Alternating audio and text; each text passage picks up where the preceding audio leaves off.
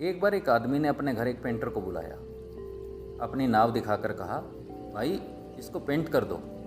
वह painter paint लेकर के आया और उसकी नाव को उसकी इच्छा के अनुसार लाल रंग से पेंट कर दिया।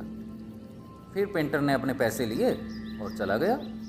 अगले दिन पेंटर के घर वह नाव का मालिक पहुंचा और बहुत बड़ी धनराशि का चेक दे करके उस पेंटर को कहा कि भाई ये लीजिए आपका मेहनताना। फिर पेंटर हैरान हो गया। उसने कहा, इतने पैसे किस लिए? मेरी मेहनत तो कल आपकी पत्नी ने दे ही दी थी। मालिक ने कहा, ये पेंट का पैसा नहीं है, बल्कि ये उस नाव में जो छेद था उसको रिपेयर करने का पैसा है। पेंटर ने कहा, अरे साहब, वह तो एक छोटा सा छेद था, तो मैंने बंद कर दिया।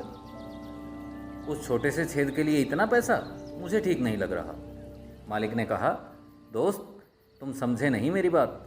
चलो मैं आपको समझा देता हूँ। जब मैंने तुम्हें पेंट करने के लिए कहा तो मैं जल्दबाजी में तुम्हें यह बताना भूल गया कि नाव में एक छेद है, उसको रिपेयर कर देना। और जब पेंट सूख गया तो मेरे दोनों बच्चे उस नाव को लेकर के समुद्र में नौकायन के लिए निकल गए। उस समय मैं घर पर नहीं था, लेकिन जब घर लौटा तो मेरी पत्नी ने बताया कि बच्चे नाव लेकर के नौकायन पर गए हैं। तो मैं बदहवास हो गया, क्योंकि मुझे याद आया कि नाव में तो एक छेद है।